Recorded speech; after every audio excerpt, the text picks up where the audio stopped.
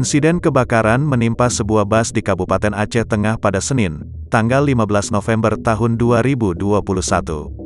Bus tersebut diketahui membawa 12 penumpang serta 3 orang kru di dalamnya.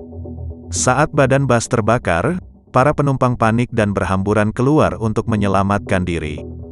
Bus sempat start trayek Takengon Medan terbakar saat tengah membawa penumpang menuju ke Medan, Sumatera Utara. Kobaran api dengan cepat menghanguskan bagian belakang badan bus bernomor polisi BL7778A tersebut. Insiden kebakaran bus itu terjadi di ruas Jalan Nasional Biren Takengon, tepatnya di kawasan tikungan Awas, Kampung Payatumpi, Kecamatan Lut Tawar, Kabupaten Aceh Tengah. Kapolres Aceh Tengah, AKBP Nurrohman Nul Hakim, melalui Kasat Lantas, Ibtu Suhadi mengatakan insiden itu terjadi pada Senin, tanggal 15 November tahun 2021, sekitar pukul 10.30 waktu Indonesia Barat.